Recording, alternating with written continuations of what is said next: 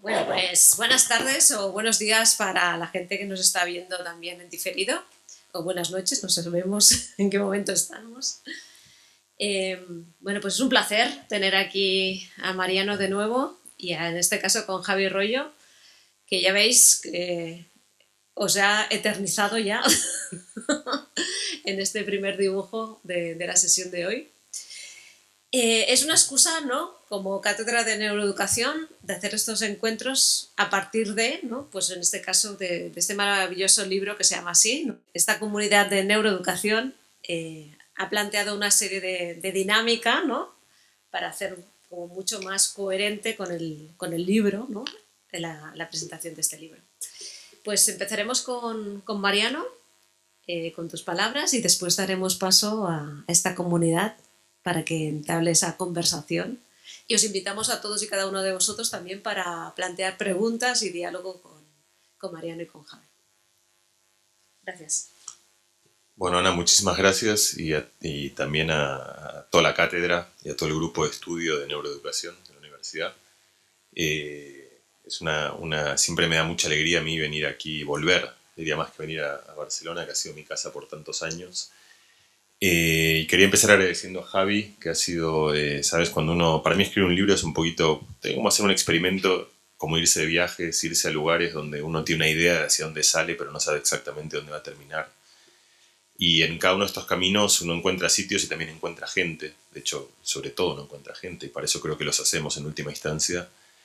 Eh, y en este caso, y de manera un poco azarosa, porque la historia de los dibujos del libro fue que en una lectura del libro con un amigo mío, escritor que se llama Jacobo Vergareche, que es un escritor de ficción, eh, él leyendo el libro le parecía que todo el tiempo, que es un libro de divulgación científica y que tiene la intención de hablar de cosas, entre comillas, serias, digamos, pero él veía todo el tiempo notas de humor, o sea, veía todo el tiempo, era como que no podía dejar de leerlo en ese registro en el cual todo el tiempo veía escenas desopilantes y se las imaginaba dibujadas. Y en esa conversación pensamos que efectivamente que era un contrapunto necesario del libro, porque además en uno de los pasajes del libro, el libro habla de la...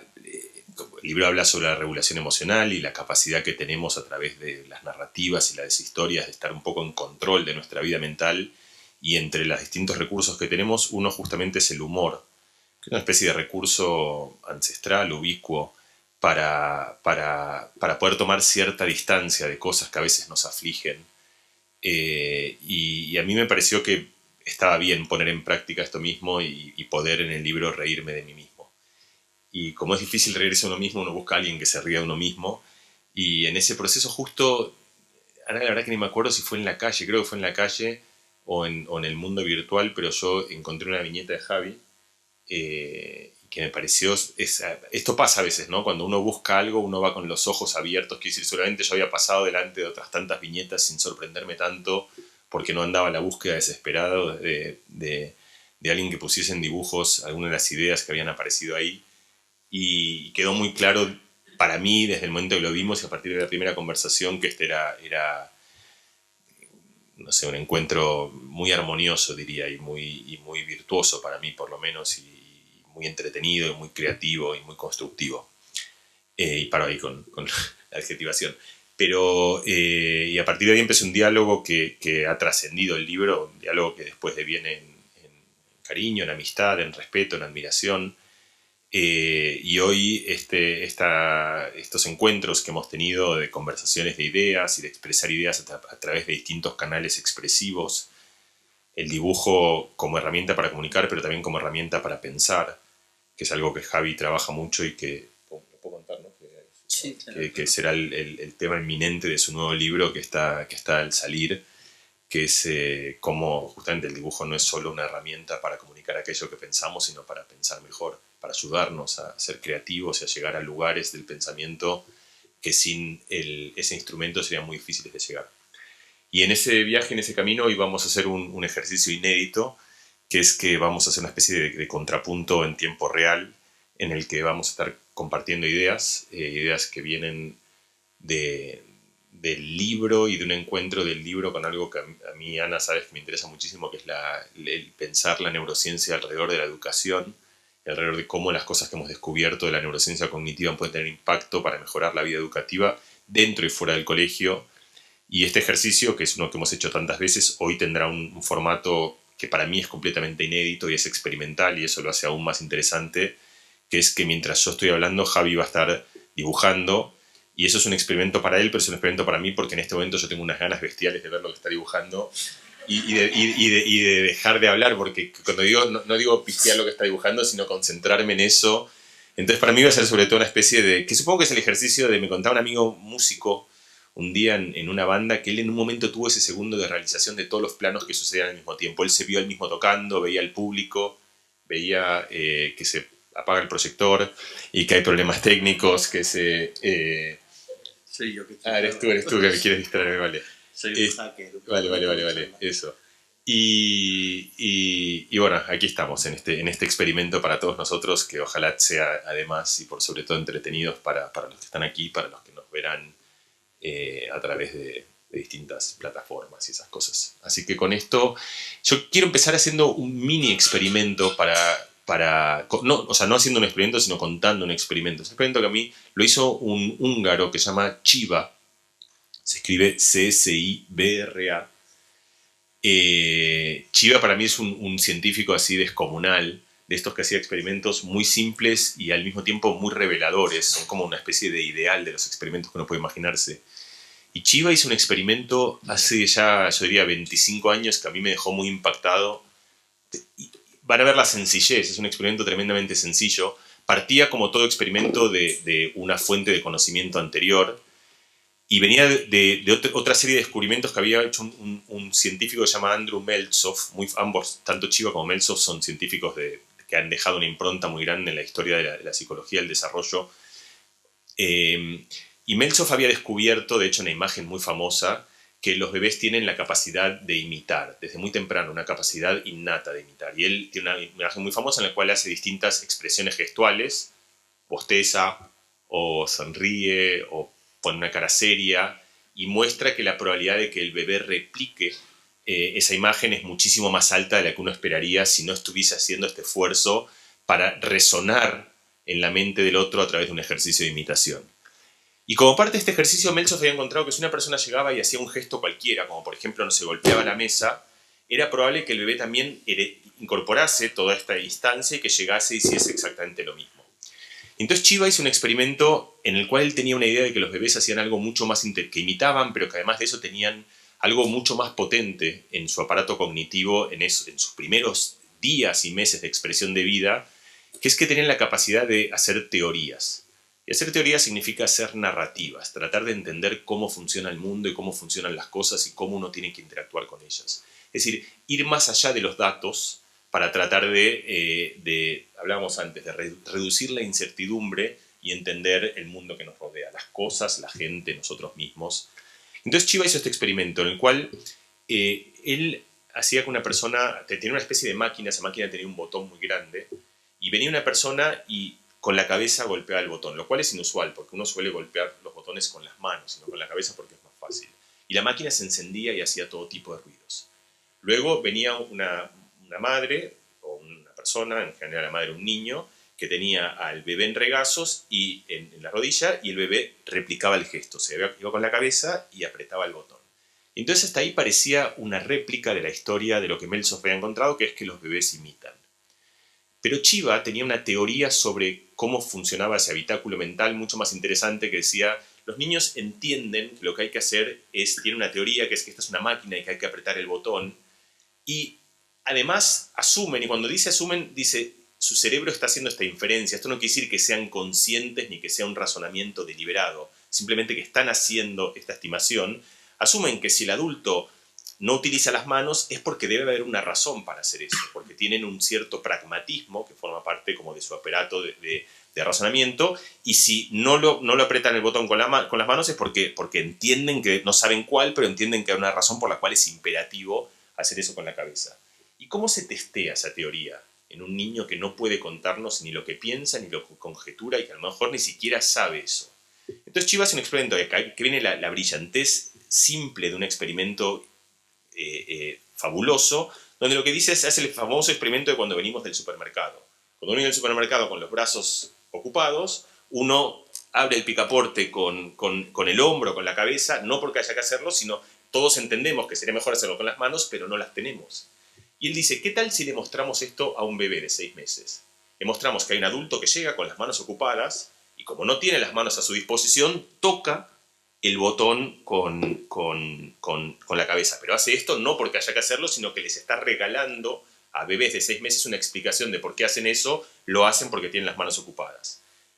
Llega un adulto, manos ocupadas, aprieta el botón con la cabeza, entra el bebé de Meltsov, aquel que replica todo, y lo que hace es con sus manos aprieta el botón de la máquina porque ha entendido que lo importante en este caso es apretar el botón y no simplemente replicar lo que la otra persona está haciendo. Entonces, ¿por qué les cuento este experimento? Porque para mí esto forma parte, si yo tuviese que resumir qué nos ha enseñado el cerebro, qué nos ha enseñado la neurociencia de manera sintética sobre cómo funciona el cerebro, es que el cerebro es una máquina de conjeturar rápido, de establecer teorías, de establecer explicaciones. Lo hacemos todo el tiempo. Entramos a un sitio, a una fiesta y rápidamente tenemos una idea sobre si nos va a gustar, si no, si nos va a entretener, qué nos parece, qué podemos hacer y qué no podemos hacer. Nunca hemos estado en ese lugar, pero muy rápido asimilamos información y llegamos a una cantidad de conclusiones sobre qué está bien en ese lugar, sobre qué está mal, sobre qué nos va a pasar, sobre si queremos quedarnos, sobre si no queremos quedarnos. Y todo esto no lo percibimos así, pero lo que estamos haciendo es formar teorías sobre cómo funcionan las cosas. Porque no lo sabemos, aún no hemos vivido esa experiencia, pero tenemos una cantidad de razonamientos y datos anteriores que nos permiten ir hacia adelante más allá de los datos para conjeturar esto. Una persona se encuentra con otra persona y a los 200 milisegundos ha formado un montón de teorías sobre esa otra persona. Yo les decía antes, de hecho, lo que me pasó con Javi. Yo hablé el primer día con Javi, corté y le dije, mujer, fenómeno, encontré a la persona ideal. Había hablado 7 segundos con él. Pero para mí estaba claro y así, no es que así funciona mi cerebro, así funciona nuestro cerebro.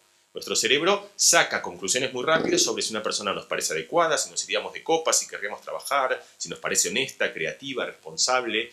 Y esto, otra vez, no son conjeturas, sino que la ciencia nos ha mostrado de manera muy consistente que la gente saca opiniones rapidísimas y que son opiniones que muchas veces son muy difíciles de cambiar.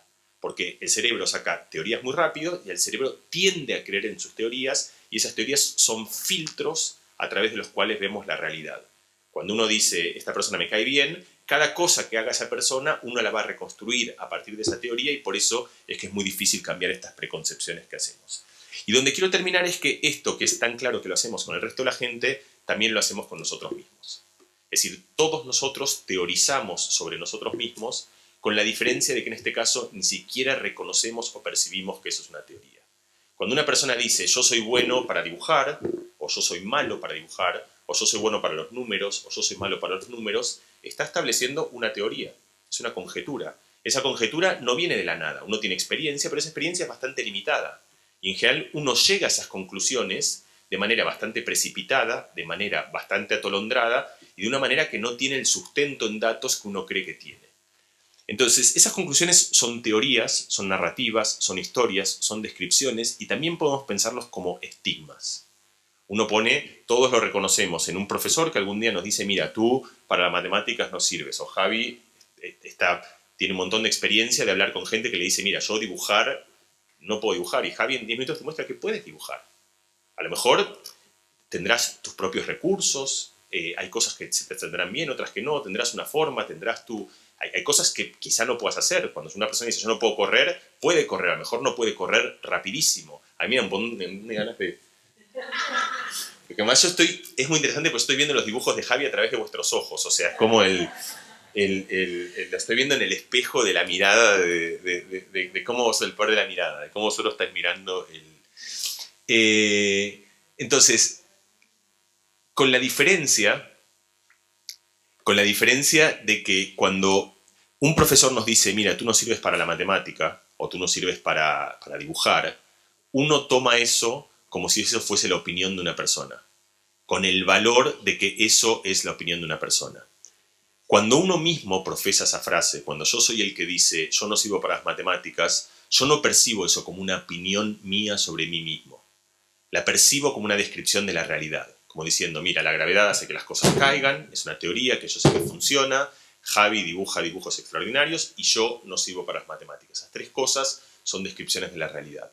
Y entonces ese es el punto de partida de mi libro, que se llama El poder de las palabras, justamente por este poder. Y la idea o la intención del libro es hacer un experimento con esto y preguntarnos qué rango tenemos para cambiar cosas que nos parece que son muy difíciles cambiar y que queremos cambiar si aprendemos a usar de una manera más efectiva, así como algunos aprenden a usar de manera efectiva el pincel, el lápiz, el iPad, el color, el dibujo, las narrativas que nos construimos nosotros mismos para armar historias sobre lo que podemos y lo que no podemos hacer. Y con esta brevísima introducción, o bueno, que fue un poco menos breve de lo que pensaba, pero me tomó el tiempo para que Javi termine su dibujo,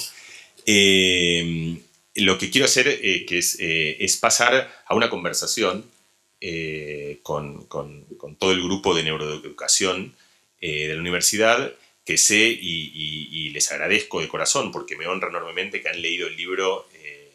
Diría que en el mejor sentido de la palabra, han destruido, han hachado, han martillado, han subrayado, han atacado, han borrado. No hay nada más bonito que un libro todo pintado y dibujado y corregido y tachado arriba. Y en honor, reconocimiento y agradecimiento a eso, lo que me gustaría es que esto sea una conversación en la cual podemos hablar de todas estas ideas que habéis ido viendo sobre cómo cosas que aparecen en el libro pueden ser pertinentes y relevantes para la educación vista desde la perspectiva de gente que hace neurociencia cognitiva. Gracias, Mariano, gracias, Javi, por todos los dibujos. Estamos todos enganchados a los dibujos también, directamente enganchados ya a las palabras. Yo iba a decir, recojo las palabras, recojo la idea de conversación y nos gustaría un momentito explicar de dónde viene esta pasión por el libro, ¿no? De un grupo de personas de la comunidad neuroeducativa, de neurotransformación educativa, apasionadas por el libro, apasionadas por la lectura, que hemos estado haciendo un trabajo durante las últimas 5 semanas, un poco, de verdad, destripando el libro un poco, pero siempre desde la mirada de la neuroeducación, desde la mirada de cómo desde la neuroeducación y cómo aprendiendo cómo funciona el cerebro podemos aprender con todo nuestro potencial, cómo esto se lleva a las aulas y cómo podría ser una escuela que potenciara las buenas conversaciones o que potenciara el poder de las palabras. Entonces, viendo el libro desde esta mirada neuroeducativa, nos han salido un montón de elementos que mis compañeras, Majo y María José, que van a subir aquí, te van a hacer en forma de preguntas, en forma de conversación y bueno, esperamos pasar un buen rato, un buen espacio de conversación. Desde el streaming que nos esté viendo, pues también invitaros a participar, a hacer preguntas y tenemos acá a Mariano Sigman, que es una gran oportunidad para aprender y para compartir. Así que, mis compañeras, pueden subir un momentito.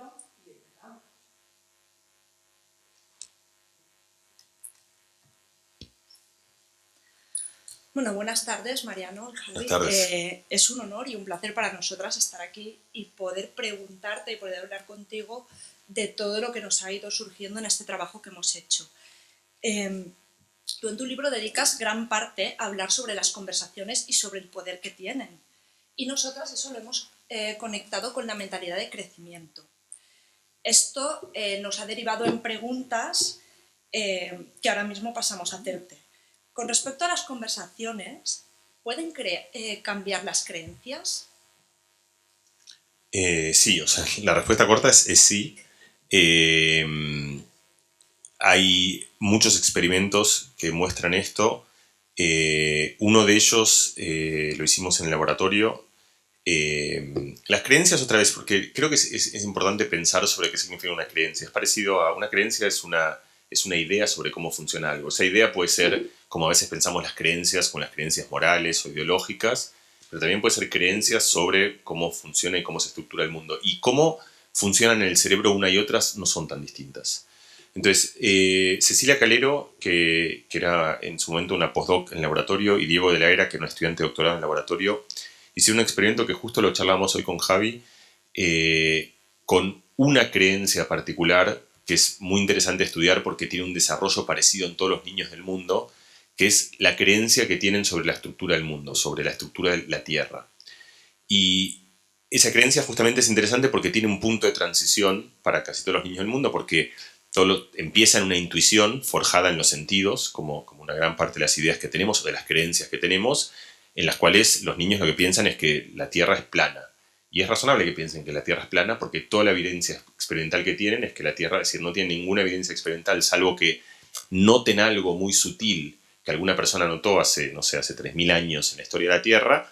Es muy difícil para alguien pensar que la Tierra pueda ser esférica. Y además de eso, tiene un montón de problemas esta explicación, que es que uno tiene intuición, un tipo de intuición con la gravedad, en la cual no piensa que las cosas van de arriba hacia abajo, entonces es difícil entender para un niño por qué el que está del otro lado del mundo no se cae para abajo, porque la gravedad pensada por un niño no se entiende como la atracción hacia el centro del planeta, sino como algo que va de arriba hacia abajo. Entonces, en esa representación mental es muy difícil entender, primero, por qué la Tierra puede ser redonda, y segundo, cómo puede ser redonda. Entonces, en algún momento, y como pasa muchas veces en lo que se llaman las revoluciones conceptuales, que son los cambios radicales sobre cómo creemos las cosas, viene alguien y a este niño o a esta niña le dice, mira, la Tierra es redonda. En general, esa persona suele ser una persona que tiene autoridad. Suele ser un maestro, suele ser un hermano mayor, suele ser un padre, suele ser un amigo, suele ser alguien en el cual este niño cree. Y entonces muchas veces, y casi siempre, de hecho, acepta esto. Y acepta que, de hecho, vale, perfecto, la Tierra es redonda. Pero, y de hecho, si le preguntas a ese niño, a esa niña, el día siguiente, mira, ¿cómo es la Tierra? Te dirá, es redonda. La mayoría de los profesores, o por profesores, puede ser un profesor, pero puede ser también un padre, puede ser, es decir, alguien que está tratando de entender qué sabe, qué entiende y cómo piensa aquel niño, diría que inteligente, sabe que la Tierra es redonda. Pero si tú indagas en cómo está pensando sobre ese problema y lo invitas, por ejemplo, a hacer un dibujo de la Tierra, o le haces preguntas de quién está arriba y quién está abajo, dónde está su casa y dónde está China y dónde están los planetas, empiezas a ver que tiene una idea muy distinta a la que uno tiene cuando uno dice que la Tierra es redonda. Y de hecho, una científica griega que se llama Stella Bosniadou descubrió que de manera muy consistente y en distintos países del mundo y en muchos niños y niñas se sigue una trayectoria parecida que va por una especie de escalonado de distintos modelos progresivos, donde por supuesto el primero es que la Tierra es redonda, significa que es plana, que es un disco. Ese, en general, un niño, un día después de que le han dicho que la Tierra es redonda, si tú indagas en cómo piensa, lo que piensa típicamente el 90% de los niños es que es un disco, es plana, no deja de ser plana, pero tiene un recorte redondo. Luego empiezan a entender otras cosas y empiezan a resolver el problema de la gravedad. Sería largo contar aquí la historia, luego si quieres lo hacemos, pero es muy pintoresco cómo van resolviendo cada uno de estos problemas, porque es como un problema de encaje, en el cual tienen que ir resolviendo aquellas cosas que conocen y que entienden con las cosas nuevas que le van presentando. Y el punto es que hasta que llegan a un modelo más o menos adecuado, una descripción física razonable de que la Tierra es redonda, de que, bueno, es una esfera, de hecho que no es una esfera, pero se parece casi a una esfera, de que la gente no se cae porque esa esfera flota en el espacio, que orbita alrededor del Sol, que eso además está dentro de un sistema solar, que está entre galaxias, etcétera, etcétera. Eso pasa muchos años hasta que realmente entienden eso. Y esto era conocido, lo conocía Estela, lo había hecho. Y lo que nosotros mostramos con Cecilia Calero y con Diego de la Era es que lo que nosotros hicimos es qué tal si nosotros juntamos niños o niñas que tienen creencias distintas. No creencias sobre Dios o sobre, digamos, como de cosas más ásperas o sobre temas que generan más antagonismo emocional. Creencias sobre el planeta en el cual viven. Pero de repente se juntan y tienen dos explicaciones distintas. Y entonces ahora tienen que la pregunta es cómo lo resuelven, porque ellos tienen una idea y se juntan con otra persona que tiene otra idea. Es algo justamente a lo que hoy como adultos estamos muy poco acostumbrados a resolver, que dos personas se encuentren con visiones distintas sobre un problema particular y que intercambien sus ideas de manera amable. Y lo que nosotros encontramos es que ese proceso, que forma parte de algo en general en educación, que es la enseñanza entre pares, es decir, que uno aprenda no solo de su maestro o de su profesor, sino de un par, que puede ser un par del colegio, puede ser un niño apenas un poco más grande, que ese proceso de intercambio y de reflexión a través del intercambio, en el cual cuando tú le presentas una idea al otro tienes que argumentarla, tienes que darle orden, tienes que entender qué argumentos son sostenibles para ti misma y cuáles no lo son, que en ese proceso de intercambio de ideas en un mercado en el cual se intercambian ideas y perspectivas, uno, se cambian creencias, esa es la respuesta a tu pregunta, o sea, salen los niños, un niño entra con una creencia y es muy probable que salga con una creencia distinta, y número dos, muy holgadamente, de manera estadística, no siempre, pero esas creencias tienden a ir a una descripción física, una descripción más correcta de aquello que intentan describir. Eso es lo bueno de trabajar también en un dominio como la forma de la Tierra, en el cual no es una mera cuestión de opiniones, sino que sabemos cuál es la respuesta correcta. La Tierra es esférica, aunque haya gente que al día de hoy intente sostener de manera muy enfática que no. Entonces, la respuesta es sí, se cambian de creencias, y además hay algo que se muestra muy transversalmente en este tipo de intercambios, que es que en una buena conversación, una conversación donde se habla y se escucha, donde intentas apreciar el beneficio que tienes de poder ver el mundo a través del ojo, como me pasaba a mí recién, que yo veía, hay algo que no veo, pero que puedo entender cuando están pasando momentos importantes porque los veo a través de la mirada o de los ojos de otra persona. La conversación tiene eso, alguien te regala durante un momento una idea que tiene sobre las cosas que es distinta de la tuya. Entonces, cuando las conversaciones funcionan así, no solo la probabilidad de que una persona cambie de creencia es mucho más alta, pero muchísimo más alta de lo que uno pensaría, ese es el resultado experimental, y el segundo resultado experimental es que suele ir, cuando uno puede medir esto, en un lugar en el cual uno va convergiendo progresivamente hacia la razón y no hacia la sinrazón o no hacia el delirio. También hablas de las mentalidades grises de alta confianza, que es un término muy bonito. ¿Cómo las podemos generar o potenciar en los espacios educativos desde la conversación? ¿Cómo podemos generarlo con el alumnado? Mira, hay una buena metáfora de los grises de alta confianza, que es el célebre terapeuta de pareja, ¿no? O sea, que creo que es una imagen que es buena. Es decir, una conversación de pareja suele ser complicada porque cada uno de los dos integrantes está muy centrado en su perspectiva y le cuesta mucho ver que los argumentos vistos desde otro lugar también tienen asidero. Es muy difícil para una persona que está enfáticamente centrada en un foco particular y está viendo algo que es cierto, está viendo problemas que son reales, pero que también hay otra mirada que apunta a otra argumentación o a otra índole de problemas, donde también hay argumentos que tienen mérito. El terapeuta de pareja en general es alguien que desde una distancia y desde una confianza, un entendimiento, una historia, el buen terapeuta de pareja, quiero decir, de que la gente suele esbozar cosas que si uno las mira pueden parecer antagónicas, pero no lo son simplemente prioridades distintas o valores distintos, e intenta esbozar suavizar ese espacio de intercambio en el cual intenta dar mérito a las distintas ideas para generar puntos de encuentro. Esto es un gris de alta confianza. Un gris de alta confianza es alguien que en un problema cualquiera, puede ser un problema de la moral, puede ser un problema de la ideología, puede ser un problema en una resolución de un conflicto de una empresa, en una resolución de un conflicto de un colegio, en una resolución de un problema matemático, en el cual hay dos niños que lo están viendo, uno lo ve de una manera y otro lo ve de otra, y por supuesto en el problema matemático no tienen razón los dos al mismo tiempo, pero puede ser que los dos estén razonando cosas que sean correctas y que, vista desde esa perspectiva, haya valor en el razonamiento de un niño y haya valor en el razonamiento del otro niño también. Entonces, alguien que se centra en esa perspectiva, en el cual no pone el foco en el juicio o no pone el foco en el valor de una perspectiva por encima de la otra, sino que lo que entiende es que es un problema que es complejo y que tiene distintas perspectivas, y entonces nosotros lo llamamos gris porque no es ni un blanco ni un negro. En realidad quizás sería más interesante una idea más policromática, o sea, no es blanco ni negro, es rojo y es azul y es verde y es amarillo, porque ve justamente muchas dimensiones a un problema que no es unidimensional, pero al mismo tiempo no está en ese lugar desde una posición dubitativa o indecisa o tímida, sino que está convencido de que realmente es un problema complejo que se puede ver de una manera, que se puede ver de otra manera, que estos argumentos tienen... Luego, por supuesto, uno tiene que tomar partido. No tiene, pero a veces uno tiene que tomar partido.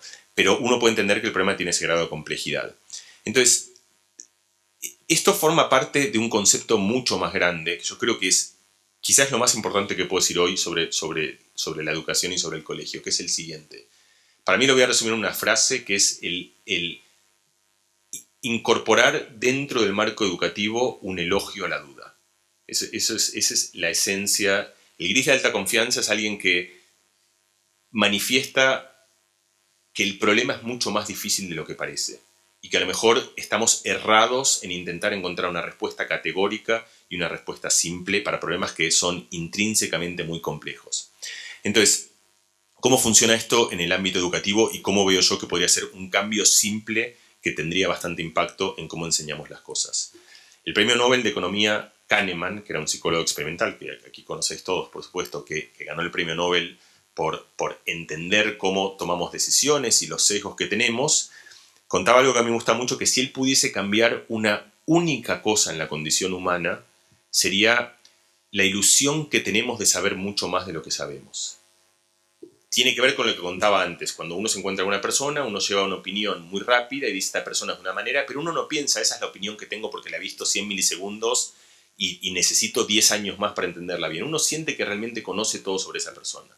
Y eso vale para casi todas las cosas. Uno sobre un político se forma una opinión, uno sobre un colegio se forma una opinión muy rápida, uno sobre uno mismo se forma una opinión muy rápida. Kahneman nos decía, lo que tenemos que aprender sobre todo es a temperar la intensidad de nuestras creencias. Sostenerlas porque las tenemos que sostener, pero entender que en algún momento deberíamos contemplar la posibilidad de que podemos equivocarnos y que es muy probable que eso pase porque sabemos muy poco sobre un montón de problemas. Entonces, ¿cómo se cierra todo esto con algo que yo creo que es una recomendación educativa muy simple pero tremendamente potente? Sería, yo creo, enorme como en el espacio educativo que los profesores tengan la libertad y el estímulo y el hábito y la formación de poder responder orgullosos a algo, mira, no lo sé. Que un alumno les pregunte, disculpe, ¿cómo es esto? Y que ellos no se vean y no se sientan que el sistema les impone el lugar en el cual tengan que decir que ellos tienen que saber la respuesta todo el tiempo, sino que ellos pueden decir, mira, la verdad que me has hecho una pregunta que es muy buena porque toca algo que yo realmente no tengo los datos para respondértelo. ¿Por qué? Porque le estás enseñando al niño, más que cuál es la capital de Francia o de Turquía, que no es tan importante, a dudar y a entender que el conocimiento que a veces tenemos es firme y es sólido, pero a veces no lo es. Y a mirar hacia adentro de nuestro propio pensamiento para poder discernir uno del otro. Y al día siguiente vuelve el profesor o la profesora y dice, mira, lo he estudiado. Y hay dos posibilidades. Una es, y he encontrado la respuesta. Y eso está muy bien porque te muestra que no lo sabía, pero que la respuesta se puede buscar. Pero también es válido que te diga, mira, lo he buscado y sabes que no lo sé, es que no se sabe. Y has hecho una pregunta que realmente no la sabemos. Hay ideas, podemos aproximar, pero has hecho una pregunta que hoy no tenemos una respuesta a eso. Y yo creo que con eso tendríamos un modelo educativo que empieza a acercarse a ese anhelo de Kahneman de cambiar uno de los elementos más nocivos y más tóxicos de lo idiosincrático de nuestro aparato cognitivo, que es el olvidarnos que el conocimiento que tenemos de las cosas en general es bastante más aproximado al que pensamos. En otro capítulo nos habla del juicio que nos hacemos a nosotros mismos. ¿Tiene relación lo que nos cuesta entrenar una mentalidad de crecimiento con que, como dices al final del libro, seamos tan juiciosos con nosotros mismos y con los demás? Voy a responderte como dije que un maestro de responder, no lo sé. Pero dicho esto voy a intentar esbozar una respuesta, pero así como antes me preguntabas y yo te contestaba esto sí lo sabemos, o sea, me preguntabas por ejemplo, ¿es posible que una conversación haga que cambiemos de creencias? Tenemos evidencia muy significativa que muestra que eso es el caso. Ahora me estás pidiendo una relación que me obliga a conjeturar sobre, o más que me obliga, que me invita generosamente a establecer relaciones más allá de lo que por lo menos yo conozco y yo puedo empezar a especular y puedo, pero creo que es importante separar ese discurso, que es un discurso especulativo, que es válido también, por supuesto es válido, de aquellas cosas que realmente conocemos. La mentalidad de crecimiento es algo que hizo famosa a una psicóloga que se llama Carol Dweck, pero que en realidad es una idea que está hace muchísimo tiempo flotando en la psicología, que básicamente la podemos entender así. La manera de pensar esto experimentalmente es, le das a un niño un problema que es un poco más difícil del que puede resolver. Por ejemplo, un niño que está en cuarto le das un problema de quinto, o un niño que sabe sumar le pides una multiplicación un poco simple, pero más difícil que las sumas que puede hacer. Y cuando haces eso, hay como... Los niños y las niñas se dividen en distintas respuestas que van en un continuo, pero que tiene dos polos bastante marcados. Unos que dicen, no, esto no se puede hacer. Es imposible, es algo que no se puede hacer. Es como el niño que dice, no puedo dibujar. Y otro es el que dice, mira, esto no lo puedo hacer. Es otra teoría, esto no lo puedo hacer porque no tengo las herramientas, pero si pudiese llamar a mi hermano, que sé que sabe estas cosas, o si me enseñasen esto, o si hubiese aprendido esto, o si tuviese tiempo, o si fuese más grande, entonces a lo mejor lo podría hacer. Y estas son dos se llaman mentalidades. La palabra mentalidad es un poco extraña porque ya no sabemos lo que es mente, mentalidad es más difícil, pero uno puede pensarlo como predisposiciones. Es decir, son disposiciones con las cuales uno se acerca a distintos problemas en la vida. Una parte de una heurística que es, si algo no lo puedo hacer, entonces no se puede hacer. Y por eso se llama mentalidad rígida, porque presupone que de alguna manera las cosas no cambian en el tiempo. Es una especie de hipótesis, también es una teoría. Porque hay cosas que no cambian en el tiempo. Entonces, este es un niño que ha generalizado eso a todo el dominio del pensamiento. Otros, que son los que llaman que tienen mentalidad abierta, mentalidad de crecimiento, lo que entienden es que cosas que son incapaces de resolver hoy serán capaces de resolverlas si tuviesen argumentos distintos para hacerlo. Entonces, estas cosas generan distintas predisposiciones. Lo segundo que me preguntas tú también tiene que ver con distintas predisposiciones a cómo respondemos frente a las cosas que suceden en nuestro entorno. Y tiene una relación, pero esa relación creo que es tenue. Una predisposición es la predisposición que se llama juiciosa, que muchas veces es la predisposición en la cual uno ubica a un maestro. Un maestro puede ser ya sea un padre o una madre enseñando a un hijo, o puede ser un profesor en la escuela, o puede ser un monitor en una colonia. Es decir, es alguien que está a cargo de alguien y que siente la responsabilidad del buen devenir de esa persona. Y entonces ahí muy rápido aparece el ánimo de lo que está haciendo esta persona está bien o está mal, es seguro o no es seguro, lo puede poner en peligro o no lo puede poner en peligro. Lo que es común a todas estas indagaciones es una función de evaluación. Intentas calificar si lo que el niño ha hecho o lo que la persona ha hecho es bueno o es malo, está bien o está mal. Y esto es un foco que es un foco juicioso. Es un foco que todo el mundo tiene respecto a las cosas. Cuando una persona, por ejemplo, cuando termine hoy, seguramente me preguntaré un momento, ¿ha salido bien o no ha salido mal? ¿La gente estaba contenta? ¿Me he expresado bien o no me he expresado? Cuando Javi dibuja, seguramente cuando termina, él mira su dibujo, en un momento lo mira con una perspectiva que es juiciosa. Por juicioso no en el mal sentido de la palabra, en el sentido de que el foco está en si el resultado se parece o no a lo que buscaba o a lo que quería.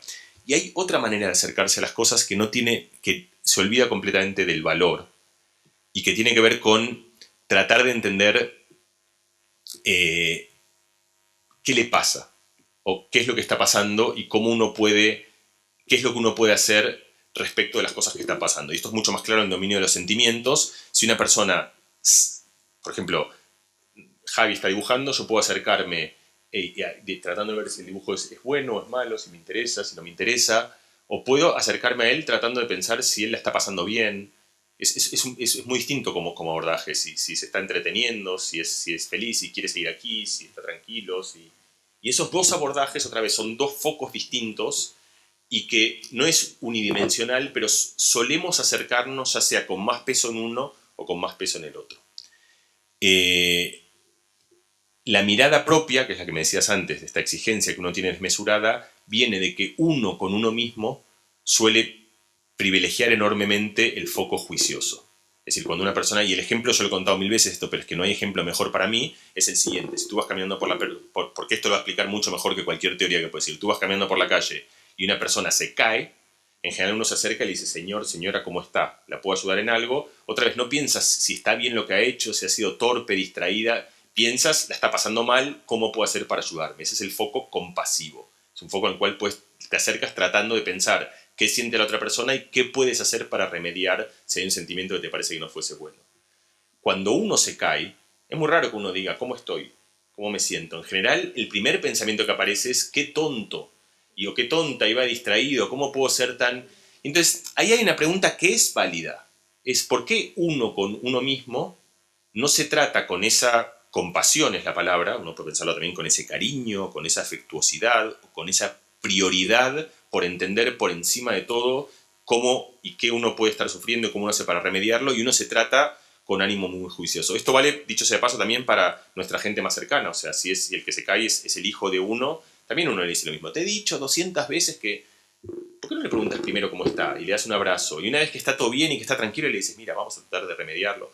Entonces, esto, como todo, tiene una explicación. Y uno puede entenderla. Esa explicación viene justamente de que en uno mismo uno tiene tanto ánimo en mejorar y uno tiene una teoría que también es falsa de que para mejorar uno tiene que ser exigente con uno mismo, exigirse, si me caigo, preguntarme por qué, si no trabajo, preguntarme por qué, si no he dado bien una charla, preguntarme por qué, y a veces uno se olvida en un error, que es un error además, porque esto hace que uno progrese menos, uno se olvida de que justamente hacia uno mismo uno también tendría que tener un foco más centrado en la compasión o en el cuidado afectivo y no tanto en el juicio. Entonces, tú me preguntabas, el ser demasiado exigente con uno mismo y el tener una mentalidad rígida o una mentalidad de crecimiento tienen que ver, las dos cosas se relacionan en tanto en cuanto son disposiciones con las cuales nos acercamos a las cosas, son disposiciones para las cuales tenemos, cada persona viene con una mayor o una poco menor hacia una inclinación hacia la otra, pero que yo sepa a priori no hay una relación directa entre ellos. No es que si una persona es rígida, entonces es más exigente consigo misma. Eso yo no lo conozco, no sé y no creo que sea el caso. Pero a lo mejor esa relación existe y en todo caso es un experimento que se puede hacer, pero cuyos resultados yo no conozco. Pero ahí tienes una tesis para una estudiante en el futuro. Vale. Otros conceptos que se presentan son la compasión y la autocompasión como elementos generadores de bienestar. ¿Cómo podemos fomentarlo y trabajarlo en los espacios educativos? Bueno, la compasión o compasión es más o menos lo que acabo de explicar, ¿no? Entonces estamos bien y voy directo a la segunda parte. Es decir, la compasión es bastante más natural que la autocompasión. O sea, la gente suele ser compasiva con los demás mucho más que con uno mismo. Y hay una paradoja, que es una paradoja muy conocida en la filosofía hace tiempo y en la psicología también, que es una paradoja rara porque uno es menos compasivo con la gente más cercana. A medida que, digamos, uno es compasivo con el señor, la señora que va por la calle, que no la conoces, pero uno es menos compasivo con sus hijos, con sus parejas, con uno mismo. A medida que te acercas al radio de proximidad, uno se va volviendo menos compasivo. Número 2, sabemos que eso, o sea, no solo induce a veces un sufrimiento innecesario, sino que además ni siquiera es efectivo. O sea, que si tu objetivo en la vida es ser el mejor deportista posible o el mejor matemático, el perder la compasión ni siquiera es bueno. O sea, no es que uno llega más lejos por ser mucho más juicioso. Y hemos visto, de hecho, se han hecho muy famosos en los últimos años, colapsos estrepitosos en deportistas, digamos que es el ejemplo máximo de la persona que tiene casi cero autocompasión hacia sí misma, o sea, porque se exige al punto de barbaridades corporales, físicas, de sufrimiento. Hay un momento en el cual, por supuesto, estalla, digamos, y eso retrospectivamente no es tan sorprendente, pero entonces invita a tu pregunta, que es que parte de la educación a un gimnasta, parte de la educación a un deportista, parte de la educación a un niño, una niña que estudia matemática, no es solo en evaluarla, en juzgarla, sino en cómo poder navegar eso de una manera que sea sana emocionalmente, no solo para que el ejercicio sea bonito y que valga la pena, sino porque además eso lo va a hacer más efectiva. Una trayectoria educativa es mejor si es más efectiva, o sea, es más fructífera en su ánimo de tratar de mejorar la matemática, si además de enseñar bien matemática, tiene cierto foco en cómo entrenar la compasión y la autocompasión, que uno mismo no se destruya a sí mismo por haber fallado un examen. De hecho, eso es algo que muchos padres hacen espontáneamente. Llega un niño llorando porque le dio mal un examen y cualquier persona sensata no le dice, venga, sí, llora más, así. O sea, lo que le dice es, ahí sale un reflejo normal que es, no pasa nada, lo vas a resolver. O sea, uno está tratando de enseñarle justamente que hay veces que no hay que machacarse tanto a uno mismo. Lo que es interesante respecto a esto es que justamente la ciencia nos da pautas sobre cómo entrenar la autocompasión, que es algo que no es un reflejo natural, justamente porque el reflejo espontáneo es a tener un foco en uno mismo que sea extremadamente juicioso. Y la solución al problema, en realidad medio que la acabo de presentar, y viene de algo que es muy común en la educación, que es la idea del andamiaje, o la idea de Vygotsky famosa de la zona de proximidad. ¿Cómo funciona esta educación? Es algo que es la idea de correlatividades. O sea, si tú quieres enseñar en el transcurso de la matemática, más vale que primero entiendas la suma antes de empezar a trabajar bien la multiplicación, porque para la multiplicación, si quieres hacer 4 por 3, tienes que hacer 4 más 4 más 4, y si 4 más 4 todavía no lo tienes estructurado dentro de tu cabeza y eso te desarma, no vas a poder resolver ese segundo piso si no has consolidado el primero. Entonces hay una idea que es muy simple, que es esta idea de que tienes que llegar a lugares cercanos y tirar desde una distancia justa. Si tiras de muy lejos, la educación fracasa. Si no tiras de suficientemente lejos, también hay una distancia óptima, que es lo que Vygotsky llama esta zona proximal de aprendizaje, que es cuando tiras justo en ese lugar en el cual estás motivado, pero tienes los recursos suficientes para llegar al lugar al cual te piden llegar. Entonces, lo que aquí tenemos que pensar es pedirle a alguien que sea autocompasivo, es muy difícil porque no hay andamiaje. Es como que le estás diciendo es, mira, sé feliz, vale, perfecto, pero ¿cómo hago para ser feliz? O aprende ecuaciones diferenciales, vale, perfecto, pero ¿cómo hago para hacerlo? Hay que entenderlo de esa manera, que muchas veces le pedimos a nuestros hijos, a los niños, a nuestros estudiantes, que hagan cosas que requieren 8 pisos. Y estamos pidiendo que lleguen al 8º piso sin haberle presentado el primero, el segundo, el tercero, el cuarto y el quinto. Entonces, ¿cuáles son esos pisos intermedios, esos andamiajes de la autocompasión? Bueno, los acabamos de ver. Es fácil ser compasivo con una persona lejana. Empecemos por ahí. Y empecemos por visualizar esto, y empecemos por visualizar lo que significa. Luego uno puede ir achicando ese radio y decir, bueno, de la misma manera que has pensado esto, fíjate que puedes tratar de tener el mismo reflejo cuando el que se cae es, no sé, tu primo, vale, perfecto, ahora tu hermano, y ahora tú, y vas yendo de a poco a algún lugar en el cual empiezas a consolidar esta idea. De hecho, yo en el libro hay un método, pero que es un método que es bastante simple y que tiene muchas versiones, pero todas se basan en el mismo principio de entender que no somos autocompasivos por un foco demasiado juicioso en uno mismo y que por lo tanto la manera de entrenar la autocompasión es pasar por un estadio intermedio, por ese andamiaje, por ese piso intermedio, que es aprender a ser compasivos con los demás para aprender a ser compasivos con uno mismo. Esto forma parte de algo más general, que es una idea que aparece todo el tiempo en el libro, que es también es muy natural hablar con los otros, pero es más difícil aprender a controlar la voz del diálogo interno. Entonces, la manera de aprender a hablar con uno mismo es ejercitándolo en un territorio más natural y más ameno, que es la conversación con otras personas. Y una vez que estás convertido, que manejas eso suficientemente bien, como cuando manejas bien la suma, entonces vas a la multiplicación. En relación con lo que estás hablando de hablar con uno mismo, nosotros lo hemos relacionado con la metacognición. Sobre todo porque dices que tenemos que ser conscientes de que nosotros creamos nuestras propias voces. Entonces, ¿en qué momento es adecuado comenzar a trabajar esa consciencia con los niños, ese tipo de metacognición? Eso es muy difícil. ¿En qué momento es adecuado? Es una pregunta muy difícil de responder y otra vez es una respuesta que yo no conozco. Te doy un ejemplo mucho más simple. Ni siquiera sabemos bien cuál es el momento adecuado para enseñar a leer a un niño. Y eso que parecería algo que debería tener una respuesta mucho más simple, no está resuelto en la ciencia, si es mejor que aprenda a leer antes o después. Está muy claro que muy temprano hay una intuición que es la que te acabo de dar, o sea, muy temprano es malo porque lo vas a frustrar en algo que no puede hacer, muy tarde te has pasado tirando demasiado lento. Pero en el medio hay un rango largo donde no queda claro y hay argumentos por los cuales es mejor antes, argumentos por los cuales es mejor después. La metacognición en general significa pensar sobre nuestro pensamiento y es fundamental en el proceso educativo porque te permite identificar procesos, identificar recursos. Y en cualquier dominio, yo imagino que Javi cuando dibuja, él suelta el lápiz, pero él sabe que tiene ciertos recursos, y cada uno tendrá los suyos, alguno entiende la perspectiva, el espacio, el lugar, una forma de una cara, sabe que... y vas entendiendo que tienes estas herramientas y que forman parte de tu bagaje y sabes cómo y cuándo utilizarlas. Estás pensando sobre cómo haces algo. Cuando un niño resuelve un problema de matemática, que es el ejemplo más claro de metacognición, siempre hay algo que aparece en el enunciado del examen, y que no debería ser el enunciado del examen, sino en el enunciado del proceso de estudio, que es, vale, perfecto, la respuesta es esta, pero ¿cómo lo has hecho? Por ejemplo, 5 más 8, ¿vale? Una niña te dice 13. Pero ¿cómo lo has hecho? Y ahí hay un montón de maneras. Por ejemplo, yo te puedo decir, mira, he hecho lo siguiente, he hecho 5, luego he pensado que 8 son 5 más 3, y 5 más 5 me lo conozco, que son 10, y luego se le sumó 3, que son 13, y eso es mucho más fácil que...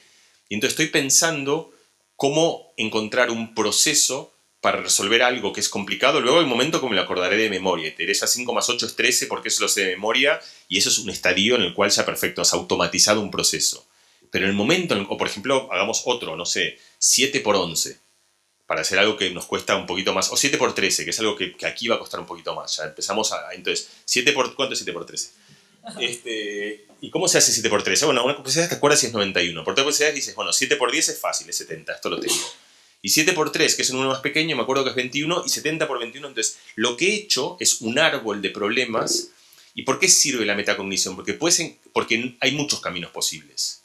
Y hay algunos que tienden a ser más simples que otros, pero también hay mucha idiosincrasia. Y cada uno encuentra cuáles son los caminos que le resultan efectivos porque hay gente que tiene una memoria de un tipo o de otro, que es más rápida para un tipo de cálculo o para otro. Entonces empiezas a identificar que cuando lo haces tú de una manera, ese camino te resulta más efectivo. Entonces eso es lo que en general se llama metacognición, que es tratar de pensar sobre cómo pensamos o pensar sobre cómo resolvemos problemas con el ánimo de entender que a veces lo hacemos por una vía, a veces por otra, y esas cosas suelen pasar al azar, pero que nosotros tenemos cierta injerencia para elegir un camino o el otro, y que podemos descubrir que hay caminos que para nosotros son más efectivos. Es como, esto pasa, lo puedes pensar en el deporte, como un tenista que piensa, bueno, no sé, hago el revés a una mano o dos manos, o le pego de la pelota de arriba o de abajo. Hay un momento en el cual lo piensas porque estratégicamente decides que hay algo que te resulta más sencillo que de otra manera. Seguramente por impulso te saldrá alguna opción, pero muchas veces el parar ese impulso y pensar en cámara lenta sobre cómo piensas es algo que es fundamental en el proceso de aprendizaje. Ahora, como la metacognición es difícil, porque justamente es un ejercicio difícil pensar sobre el pensamiento, porque es muy abstracto, es abstracto contarlo y es abstracto hacerlo. Y por eso a los niños y a las niñas no les gusta tanto cuando les preguntan, bueno, ¿cómo lo has resuelto? Porque requiere ir a un territorio incómodo. Una cosa es que yo te describa esto y te diga, es una botella azul que pone fondor, porque estoy describiendo el mundo externo, pero cuando me pides que describa el mundo interno, me estás pidiendo que describa algo que lo veo muy borroso. Entonces es incómodo y que yo no sé exactamente qué respuesta. Entonces eso significa ir a una zona de incomodidad. Entonces también hay procesos que catalizan la metacognición o que establecen andamiajes para la metacognición. Y así como te decía antes, para la autocompasión hace falta pasar por la compasión, o sea, para aprender a tratarse amablemente uno mismo, hace falta ver que tenemos ya una disposición que es tratar amablemente a una persona que no conoces. Luego, una vez que has agarrado eso, puedes llevarlo y decirle, bueno, puedo aplicar el mismo proceso a mí. Y entonces ya no es que estás inventando algo, estás llevando algo que tenías a otro sitio, estás cogiendo un dibujo y lo llevas a otro lugar, eso es más fácil. Entonces, de la misma manera puedes pensar que la metacognición tiene una variante más sencilla, que es si tú tienes que contarle a otra persona cómo hacer algo. Y eso también nosotros lo descubrimos medio por accidente. Nosotros hicimos un primer experimento hace mucho tiempo con Cecilia Calero, en el cual nosotros le pedíamos a un niño que nos cuente el proceso mediante el cual había resuelto algo.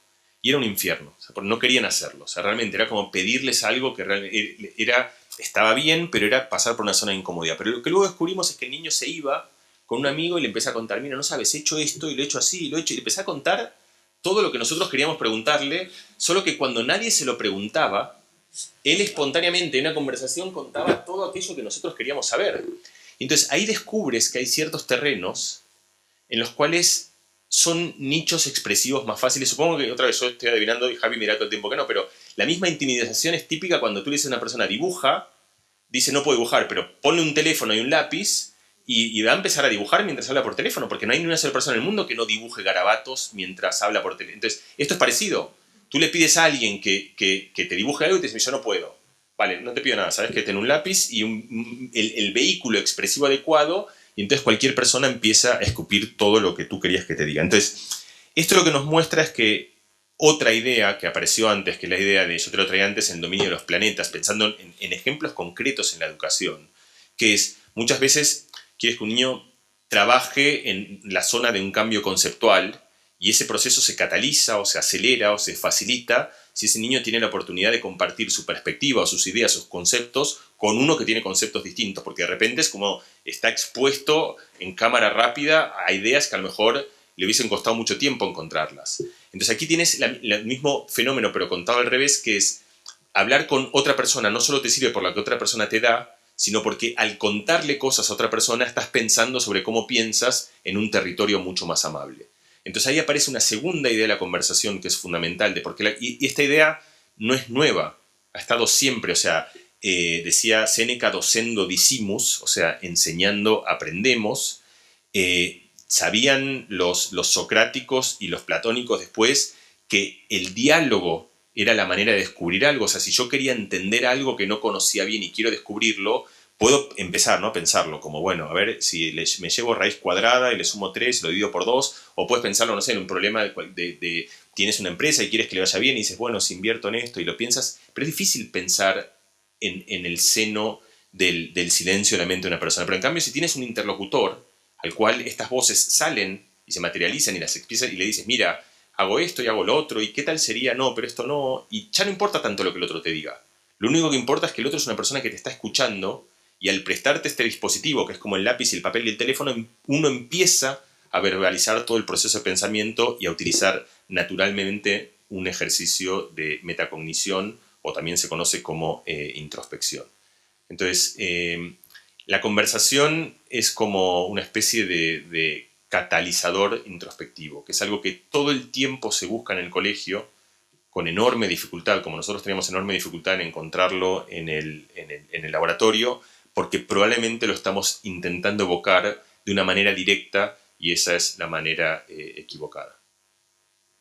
Siguiendo con el tema de una buena conversación, ¿cómo podemos propiciar que las personas que forman parte de la conversación tengan predisposición a escuchar y mente abierta? Bueno, ¿sabes?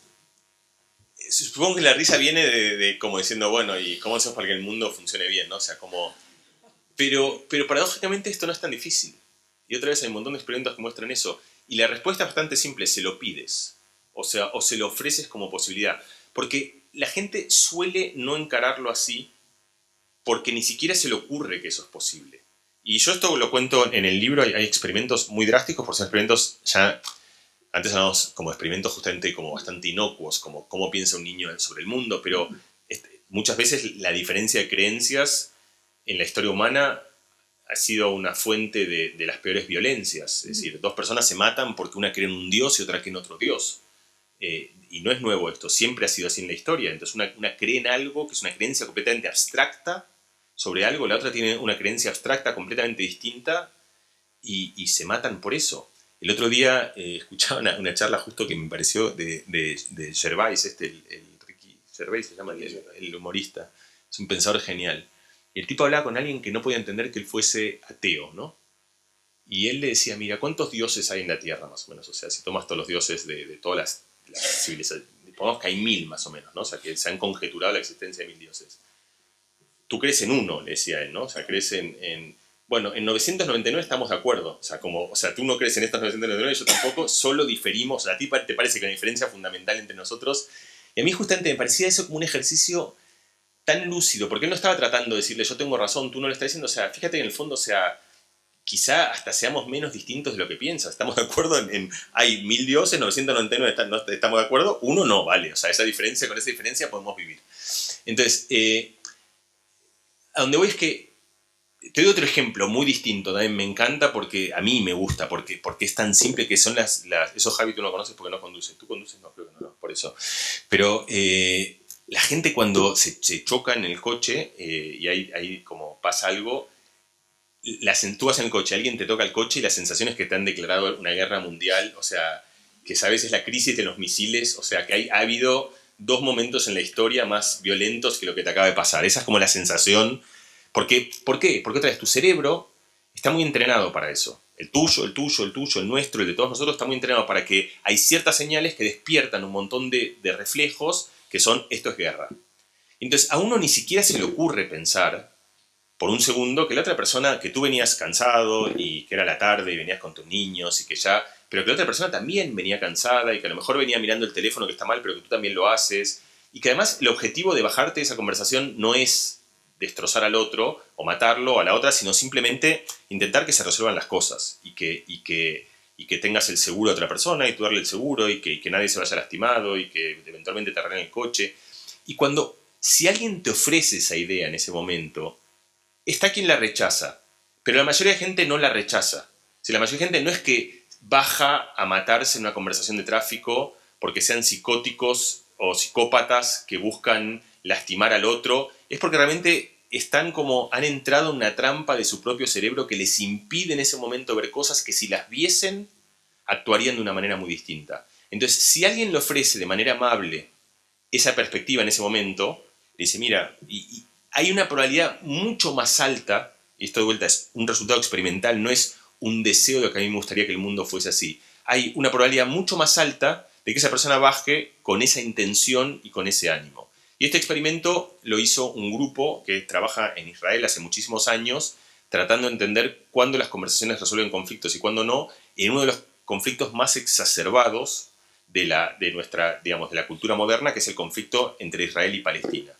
Y hacen hablar gente que son, digamos, fanáticos de la causa palestina con gente que son fanáticos de la causa israelí y que entran justamente en esa disposición donde el deseo es ir y destrozar a otra persona, y durante un rato largo hacen este masaje mental, este ejercicio de tratar de ablandar la disposición y decirle, mira, yo sé que tú piensas que la otra persona no te va a escuchar, que es un criminal, que no sé qué, y que la otra persona piensa todo eso de ti, pero ¿sabes qué? Es una persona razonable en realidad. O sea, es una buena persona, tiene, y además, si tú le das argumentos, los va a escuchar, esta es la clave, o sea, ¿qué están haciendo? Están cambiando la maleabilidad. Están diciendo, tú piensas que la otra persona no va a cambiar, que no te va a escuchar, pero dale una oportunidad, preséntale los argumentos. Y a la otra persona le dicen lo mismo, y los hacen juntarse, y la pregunta es qué pasa.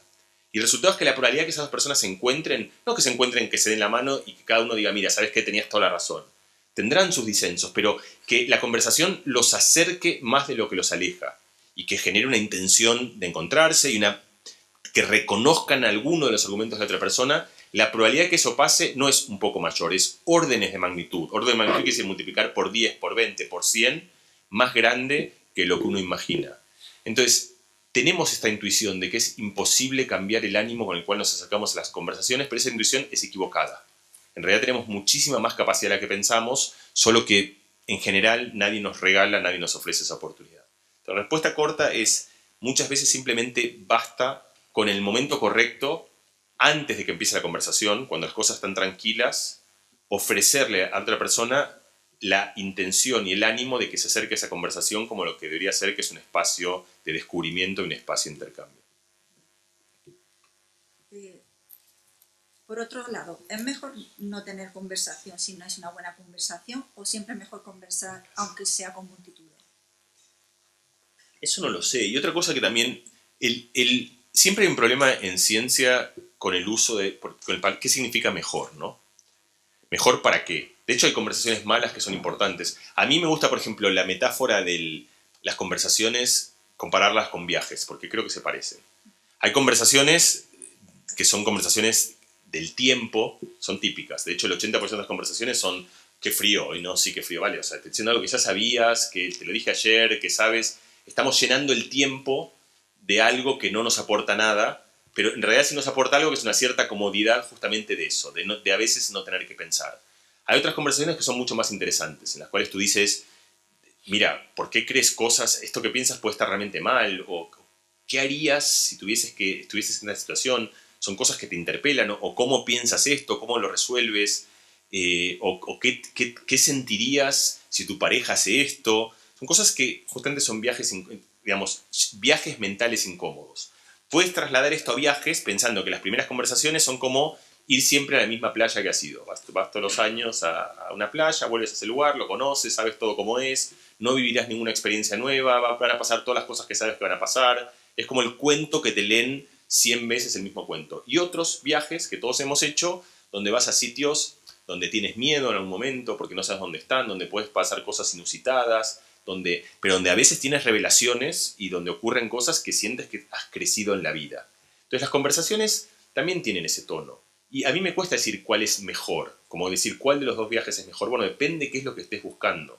Entonces, yo no diría que las conversaciones son malas o que es mejor no tenerlas, sino que creo que lo que es malo es cuando uno tiene una conversación pensando que la tienes para algo, pero entras con la disposición contraria. Esa asintonía entre el anhelo que uno tiene en una conversación y la predisposición que uno puede tener que puede ser contraria es lo que termina generando conflicto. Entonces, yo creo que lo que es bueno y sano es justamente eso, es cada tanto pensar qué tipo de conversaciones tienes y si sería bueno o no tener otro tipo de conversaciones cada tanto. Y lo mismo pasa con las ideas. Yo cuento en el libro también, esto no es común en el ámbito de las ideas, pero en el ámbito de la vida física, todos nos hemos acostumbrado bastante a que tengamos como alguna idea de cuánto nos movemos o cuánto no nos movemos. Hay como relojes o aplicaciones que te dicen no has hecho ningún paso en los últimos 5 días. Y es como alguien que te recuerda que puedes estar entrando en hábitos que pueden ser nocivos para tu salud física. Entonces tú los escuchas y si quieres le haces caso y si no quieres no, pero por lo menos alguien te recuerda algo que desde la primera persona es difícil de ver. Eso mismo es difícil o no sucede, o sucede menos, y somos más reactivos cuando sucede en el espacio de las ideas o en el espacio de los sentimientos. Alguien que te diga, mira, en los últimos 15 días no has pensado nada raro. O en los últimos 20 días has dicho un montón la palabra preocupado. O en los últimos 17 días no has tenido ninguna conversación que realmente sientas que te ha cambiado, que ha valido la pena o que has descubierto algo. Y yo creo que es bueno ese ejercicio, otra vez, metacognitivo, introspectivo, de pensar sobre a dónde estamos viajando, dónde está nuestra mente en los días que transcurren. Y cada tanto parar y decir, bueno, han ido ahí. ¿Es lo que quiero o no es lo que quiero? Nadie es nadie para decirle al otro sobre qué tiene que pensar. Pero sí es bueno que uno pueda pensar uno mismo y decir, bueno, estos son más o menos los lugares en los cuales querría estar. O que uno se cuente y diga, es cierto, la verdad que me gustaría salir de este hábito en lo cual lo único que veo es ver en YouTube cosas que son las mismas que ya sé y que me dicen lo que quiero escuchar y que me gustaría alguien que me provoque y que algún día me haga pensar sobre algo distinto. Yo creo que va por ahí, va por reconocer qué conversaciones tenemos y si son las que queremos o no, y no por clasificarlas de estas son buenas o malas, o mejor tenerlas o mejor no tenerlas. También dedica un espacio importante a hablar de las emociones. ¿Podría ser la rueda de Robert Plutchik una herramienta útil para significar o resignificar las emociones y ser el principio para educar en una buena gestión emocional? Sí, yo aclaro para los que no sepan, la rueda de Plutchik, que es una especie de rueda en la cual hay un montón de colores y en esos colores están representadas como las emociones con una noción de geometría, porque las ves en un plano donde dices, bueno, la ira está cerca del miedo. ¿Y por qué es importante entender esto? Porque uno entiende que hay como... Por supuesto, es solo una aproximación. La rueda de Plutchik o cualquier otra representación en el espacio de las emociones no es precisa. No hay manera de hacer una que sea perfectamente precisa, porque además cada persona tiene una representación que es distinta, donde para algunos el enfado está más cerca de la tristeza, para otros el enfado está más cerca de la risa, porque se contagia el enfado con la risa.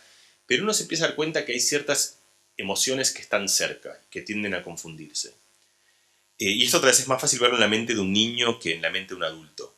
Pero sucede de la misma manera, es igual. O sea, un niño a lo mejor sale y ha ido al fútbol, ha perdido su equipo y viene pegándole a todo lo que se encuentra y tú le vas a decir o para poner otro ejemplo, se acaba de despertar, me pasa cuando despierto a mi hijo, o sea, parece, o sea, está enfadadísimo conmigo. Pero en realidad no está enfadado, está cansado. Y él confunde cansancio con enfado, y esa confusión a veces es problemática porque él a mí me expresa enfado, yo no entiendo por qué está enfadado, si yo también estoy cansado y vengo, lo despierto, y muchas veces esa confusión lleva a desentendidos mayores, porque yo puedo enfadarme con él, porque ¿por qué te enfadas conmigo si yo no te he hecho nada y encima te he despertado, no sé qué? Entonces, si uno entiende eso, y entiende que está la asignación de una emoción, y es mucho más fácil entenderlo para un adulto que un niño, entonces uno tiene otra vez esa capacidad de decir, se está confundiendo de qué emoción tiene, pero en realidad está cansado, y en realidad lo que tengo que interpretar no es lo que estoy leyendo, que es que él está enfadado, sino que lo tengo que cambiar la interpretación, cambiarle la palabra que he puesto, decir, está cansado, y es normal que esté cansado, porque se acaba de levantar. Y entonces cuando hago eso mejora la comunicación que uno puede tener con el otro. Entonces algo que creo que es importante es entender que nosotros sentimos que, cuando yo decía, yo no sirvo para la matemática, lo mismo vale cuando uno expresa un sentimiento. Cuando uno dice, mira, estoy triste, o estoy enamorado de Javi, o estoy nostálgico, o estoy eufórico, cada una de estas cosas, no estoy describiendo precisamente la realidad. Estoy tratando de entender qué es lo que me pasa. O sea, a mí de repente siento como, no sé, el cuerpo un poco compungido, y además tengo que hacer un viaje que no quería hacer, y digo, bueno, debo tener nostalgia. Pero a lo mejor no tengo nostalgia, a lo mejor tengo miedo, o a lo mejor tengo una mezcla de esas cosas. Y cuando uno le pone una palabra a aquello que siente, que se parece a lo que yo conté al principio, esa palabra forma una teoría, en la cual yo sin decirlo estoy diciendo, estoy conjeturando que aquello que me pasa a mí es tristeza. Si lo dijese así más claramente, con todas las letras, yo tendría que decir, bueno, pero también tengo que entender que puede ser que no sea tristeza, sino que sea otras cosas y que me equivoque. ¿Y por qué eso es importante? Porque una vez que yo declaro que yo estoy triste, o que el ejemplo más claro es enfadado, uno empieza a ver todo eso a través de la lupa del enfado. Y los demás empiezan a ver todo eso a través de la lupa del enfado. Entonces, lo que empieza a ver son emociones que empiezan a inflamarse a sí mismas. Entonces, el tener más reparos y el otra vez tener este elogio a la duda, de simplemente dudar un momento, decir, bueno, ojo que puede ser que yo sienta otra cosa, o puede ser que lo que siente sea más complejo. El simplemente tener ese gesto de prudencia hace que uno pueda tener una gestión emocional que sea mucho menos tóxica. Sea menos tóxica porque genera menos esta confusión que uno tiene. Esa es la primera idea por la cual algo como la rueda, el entender que las emociones se mezclan y que forman parte, no es que son cosas completamente distintas, sino que son como los colores, que algo lo ves un poco más naranja, pero es rojo, y que tiene un dejo de verde, y vas mezclando una paleta, y que las emociones tienen ese grado de complejidad. Entonces, por un lado eso, y por otro lado, la razón por la cual es importante la rueda de Plutchik es que, y esto es más claro en un dominio que se parece al de las emociones, que es el de los sabores o el de los olores. En general, cuando uno tiene un olor sobre algo que te conmueve, es muy difícil poner una palabra. Y por eso justamente es muy difícil volver. Tú no puedes evocar eso. Lo has sentido y fue espectacular o fue muy malo, pero no sabes cómo volver a ese lugar. Es un lugar, es como cuando ibas caminando por un sitio y de repente te encontraste con una cascada preciosa y al día siguiente quieres volver, pero no sabes porque justamente no tienes reparos, no tienes faros, no tienes lugares que te marquen el camino. La rueda de Plutchik o cualquier representación del espacio de emociones funciona como este espacio de faros, de anclas que te permiten ubicar emociones y volver eventualmente a alguno de estos puntos. Esa es como la razón por la cual mejoran enormemente nuestra regulación emocional. Bueno, podríamos hacerte muchísimas preguntas más, de hecho se nos han quedado muchísimas en el tintero, pero el tiempo es limitado y tenemos que dar paso también a las preguntas de las personas que nos están viendo en streaming y si hay alguna en directo. Así que damos paso a Marta, que nos trae las preguntas. Bueno, pues muchas gracias. Tenemos un par de preguntas que nos han realizado personas en streaming. Cristina Turren pregunta, ¿pueden las palabras provocar cambios en narrativas con un fuerte componente emocional? ¿Provocar cambios en? En las narrativas. Sí, de hecho es parte de lo que estábamos hablando al final. Algo interesante es algo que se ha descubierto, otra cosa que como que forma parte de un descubrimiento muy consistente en toda la neurociencia, es que toda la cognición funciona como un círculo en el cual están muy entrelazadas la percepción, la acción, la observación, las respuestas. Antes parecía como cosas muy distintas, ¿no? Está cómo observamos el mundo, cómo nos movemos. Lo que sabemos hoy es que esas cosas son distintas. Y uno, ya que está Javi acá, que a mí me parece justamente interesante, es que yo pienso que la gente que aprende a dibujar, no solo aprende a dibujar, sino que aprende a ver. Porque justamente a través del dibujo y a través de la acción motora, aprende a representar el espacio, aprende a focalizar, aprende a identificar cosas. Yo lo vi a Javi al principio cuando dibujaba a todos los que estábamos aquí, cómo él estaba organizando la percepción, además, a través del dibujo. Y esto es muy conocido, hay un montón de ejemplos de esto. La persona que empieza a escribir, por ejemplo, y que tiene que contar historias, anda buscando historias. Lo contaba, hay un escritor argentino que me gusta mucho, se llama Pedro Mairal, y en una entrevista Pedro contaba, le preguntaban sobre qué era lo más distintivo del oficio de escritor, que es un oficio que parecía muy glamuroso, y él decía que no cambiaba tanto como él escribía, sino como él vivía. Porque él va a cualquier situación que para una persona es una situación normal, por ejemplo, va a un banco y hace una cola para esperar, pero que eso para cualquier persona es una situación como mala y pésima, él lo ve como combustible para historias, y él está buscando lo que significa, y la persona que se enfada, y la persona... Entonces, él decía que le cambia todo el vínculo con cómo percibe y cómo observa la realidad. Entonces, esto mismo pasa con las emociones. Uno piensa que las emociones son cosas que uno como expresa, pero las emociones no son cosas que uno exprese, sino que también cambian cómo percibimos las cosas. Y esto hay un montón de experimentos que muestran que si tú a una persona le induces una emoción, pues una emoción como alegría, o una emoción como enfado, una emoción como tristeza, y le das imágenes ambiguas, la interpretación que dan de esa imagen van cambiando de acuerdo a que, y se empiezan a asemejar a aquella expresión que uno está, aquella emoción, perdón, que uno está expresando.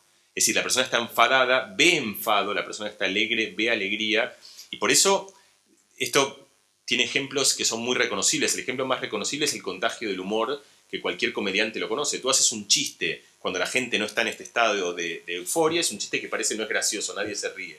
Pero de repente se genera esta transición en la cual todo el mundo está alegre, está contenta, está en una predisposición de ánimo, y el mismo chiste se vive de una manera distinta. Entonces, lo que vemos con todos estos ejemplos, de todas estas cosas que son circuitos retroalimentados, de cosas que se dan combustible a sí mismas, es que las narrativas no son solo maneras de contarle a los demás qué nos pasa, sino que son maneras de contarnos a nosotros mismos y por lo tanto tienen esa fuerza inductiva. Y un ejemplo clásico de esto, a mí me gustan todos los ejemplos con niños, porque vuelven muy tangibles aquellas cosas que nos pasan a los demás. Esto yo lo veo con mis niños, pero es muy común de todos los niños, que es un niño se golpea, se lastima la rodilla, sobre todo un niño pequeño, una lastimadura que no es importante, un golpe, entonces empieza a llorar y en un momento deja de llorar y cuando deja de llorar se mira el golpe para seguir llorando. ¿Y por qué hace eso? Y veo que lo reconocemos todos, vale, perfecto. Nosotros también hacemos. ¿Por qué un niño hace eso? Porque un niño quiere pedir clemencia y sabe que el llanto es una manera de pedir clemencia, manifestarse triste, manifestarse dolorido va a hacer que lo sigan acariciando, mimando, es algo que uno busca, pero la parte que uno se le olvida es que al llorarse también siente más dolor y se está inflamando de dolor porque se convence a sí mismo y de hecho por eso muchos padres lo que hacemos es sin dejar de darle afecto decirle mira, olvídate de la herida un rato porque si tú te focalizas en eso vas a estar pensando en el dolor y es algo que no es bueno para ti. Entonces esto forma parte de algo que uno lo olvida todo el tiempo. Uno no se da cuenta cuánto expresiones emocionales. Otro ejemplo en la adultez de esto son los celos. Es decir, alguien expresa celos porque quiere contarle algo a la pareja, pero no se olvida que en realidad uno se está sobre todo mortificando a sí mismo. Y que en realidad uno está... Y los celos, el ejemplo de mirar la herida es el más contundente en la adultez. Los celos nunca aparecen si uno no quiere mirar la herida. Aparecen cuando, bueno, salvo excepciones muy contadas, pero en general uno va a ver cosas justamente para estimular una narrativa que uno no lo piensa, que uno lo está haciendo para inducir una emoción, porque uno quiere inducir esa emoción para confrontar con el otro, pero uno se olvida justamente, y esto responde a la pregunta de Cristina, que uno se da una narrativa que lo que hace es explotar una emoción, que uno la busca para un estado de confrontación, pero uno se olvida que eso termina siendo muy tóxico para uno mismo. Entonces eso también forma una parte muy importante de la regulación emocional, entender que a veces expresamos cosas que son tóxicas, pero nosotros mismos somos los que vamos a buscarlas. La ira es otro ejemplo muy claro. Eso se hace en el deporte. Un deportista busca evocar cosas que lo enfaden con el rival, porque eso lo pone en un estado en el cual justamente es un estado de confrontación. El caso decíamos antes de la pelea del tránsito. Pero a veces uno tiene que darse cuenta que eso, primero, uno no quiere enfadarse con el otro, y además que el enfado con el otro es sobre todo tóxico para uno mismo. Entonces, definitivamente las narrativas inducen emociones. Esto es algo de lo cual hay muchísima evidencia científica. Muchas gracias. Yoraima Salazar de Fung nos pregunta, y vinculado al tema de mentalidad de crecimiento y a la vez hablando de motivación, nos dice, ¿el elogio es vinculante al reforzar la motivación desde el poder de la palabra? Hasta cierto punto sí, el elogio mesurado. Hay una parte, esto de uno puede verlo desde cuando se habla antes de la autocompasión. La autocompasión muchas veces se confunde con la autoadulación o con el narcisismo, o sea, como la persona que... y la gente que ha estudiado esto muestra que estas cosas son muy distintas. La persona que es compasiva con uno mismo no es alguien que se adula sobremanera, sino alguien que simplemente tiene un juicio normal, es decir, no, que es el mismo que uno tendría con otra persona, no está desmesurado, uno no se hacha especialmente cuando uno ha hecho un error de trabajo como uno no lo haría con los demás, pero uno tampoco se proclama o se manifiesta como digamos, haciendo cosas con elogios completamente desmesurados. Esta es una pregunta compleja porque el elogio funciona como una fuente de motivación, en la vida y en el colegio, y por lo tanto es importante tenerla, pero al mismo tiempo el exceso de adulación es algo que evita cualquier componente de evaluación razonable y crítica que también es necesario como parte del aprendizaje. Yo te voy a contar un ejemplo mío, me parece que tenés como terminar el libro, está plagado de ejemplos míos. Yo hace unos 5 años, 4, no menos 3, ya no sé cuánto, hice un experimento del cual yo durante muchos 25 años hice experimentos que venía gente al laboratorio y experimentaba con gente y en un momento me di cuenta que era mucho más divertido, en realidad lo que quería era experimentar conmigo mismo, entonces empecé a hacer eso. Y un experimento que hice fue el siguiente, había mucha teoría que mostraba que un adulto tiene capacidad de aprendizaje que no es muy distinta a la de un niño, que lo que falta es motivación, tiempo y determinación para aprender, pero que uno se quita esa narrativa de que uno no puede aprender de adulto, entonces tenemos mucha más capacidad de cambio de la que uno piensa. Hay un montón de gente que ha argumentado por qué esto es así, y yo decidí hacer un experimento con esta teoría. Entonces, lo que quería es hacer un ejemplo típico, que es en el estudio de la música, que es un ejemplo clásico en el cual un adulto se declara incapaz de hacer algo. Yo ya no puedo aprender un instrumento, ya no puedo aprender a cantar, ya no puedo aprender cosas que son muy tarde para aprenderlas. Y tenía la ventaja de que tenía un sujeto que era ideal para eso, que era yo, porque era como la persona más musical definitivamente de esta sala y probablemente de esta ciudad y probablemente del mundo. O sea, nadie quiere escucharme cantar, se los prometo. O sea, sería un experimento trágico para todos nosotros. Y entonces, en medio de todo eso, dije, bueno, ¿qué pasa si una persona, y además fuera de ritmo, fuera de tiempo, fuera... ¿Sabés que hay como las guitarreadas, los fogones, donde... El cumpleaños feliz es un buen ejemplo, que es la canción más desafinada de la historia de la Tierra, pero siempre hay alguien que la desafina mucho y que todo el mundo lo mira diciendo como... ¿Sabes qué? Si puedes no cantes, porque es su cumpleaños. O sea, además es como, como que no hay ninguna necesidad de... Pero además pasa que la persona que canta muy desafinada canta fuera de tiempo encima. Entonces la que escuchas, bueno, ese era yo. Y entonces yo me puse a estudiar música como un condenado, me dediqué exclusivo, o sea, hice horas y horas y horas y horas y horas de canto, de guitarra, de composición, porque dije, bueno, o sea, por supuesto uno no aprende en 2 días por una disposición, pero la pregunta es, si dedicas suficiente tiempo, empeño y ánimo a eso, hice un experimento de transformación en el cual uno dice, bueno, parece imposible que yo haga esto, es que si trabajo suficiente podría hacerlo. El experimento de esto termina en un disco que se llama Experimento, literal, no porque la música sea experimental, sino porque fue un experimento vital de... pero la parte que quiero contar, es un disco normal, es música, pero para mí, por supuesto, como todas estas cosas, como la persona que dice, es imposible que yo corra 3 kilómetros, es imposible que yo corra una maratón, es imposible que yo suba estas escaleras. Cuando uno hace eso, cuando uno llega a lugares que parecían imposibles, eso es muchísimo más conmovedor que cualquier cosa que hagamos bien en nuestras vidas. Es decir, la persona que corre muy bien se mata para correr el maratón en 2 horas 15 en vez de en 2 horas 17. Pero cuando llega en 2 horas 15 siente satisfacción, pero no siente la satisfacción que siente la persona que la corre en 8 y que dice, llegué. Entonces lo que quiero decir es, el final de este camino es un final que es muy motivacional porque hay algo mucho más importante que hacer algo bien que simplemente mostrar que uno puede hacer cosas que parecían completamente prohibidas. Pero lo que yo quería contar, que esto de vuelta es una anécdota personal, pero para mí sirve como respuesta a esta última pregunta, es que cuando yo le compuse mi primer melodía, que la hice en un programita y compuse, y era una composición que sonaba, yo la escuché y mi sensación realmente, o sea, pero muy vívida, es que habían habido 3 grandes momentos en la historia de la música, que eran Mozart, los Beatles y mi canción. O sea, y lo sentí, o sea, me pareció que eso era como indisputable, o sea, como que realmente... y ahí entendí algo muy importante, porque un segundo después entendí que eso no era el caso, o sea, que no es que estaba suficientemente nubilado, pero eso para el que tenga hijos, saben que se parece mucho cuando uno ve a su hijo... le parece que es lo más bonito del mundo, la más bonita del mundo. Y por supuesto no puede ser cierto para cada uno de los padres eso, pero para cada uno de nosotros esa ilusión persiste, que tiene que ver con la magnificación de algo que nos da un combustible fundamental para hacer cosas que si no tuviésemos esa ilusión serían muy difíciles. Entonces, a mí lo que me sirvió en la música es que era un ejemplo de algo que para mí era muy contramano, muy adverso, que requería que suba una montaña que para mí era muy difícil de subir. Me di cuenta que sin este combustible era muy difícil que lo haga. Y que yo necesitaba esta ilusión, que se parece a la ilusión de la maternidad o la paternidad, de sentir que realmente hay algo ahí que es mucho más esencial y mucho más único de lo que en realidad termina siendo, de que mi canción era esa canción que era singular en la historia de la música.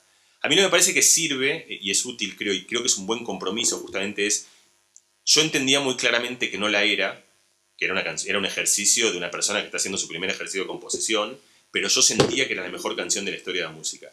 Y ese monstruo de 2 cabezas, que no deja de sentir esa motivación y esa pulsión, pero al mismo tiempo entiende críticamente que más vale que la cambie, que haga cosa, pues si no, a nadie le va a gustar, creo que es como un balance razonable en el cual creo que sería adecuado que intentemos pararnos en algún lugar de la esfera educativa. Y yo creo que justamente los norteamericanos en la educación más temprana son particularmente buenos con eso, y creo que tienen cierto éxito en una educación muy temprana, no en la educación que sigue después, porque justamente logran esta mezcla de un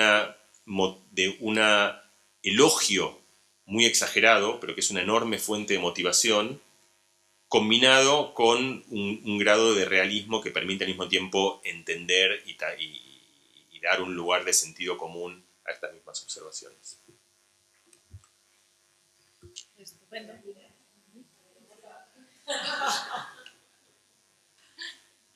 Muchísimas gracias. Pasamos ahora a las preguntas que pueda haber en la sala. Si alguien tiene alguna pregunta, pasamos el micrófono y le damos voz.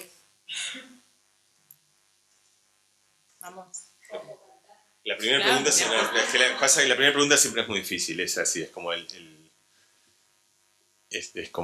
que te pidan que dibujes. Sí. Mira, un segundo, espera. Rubia.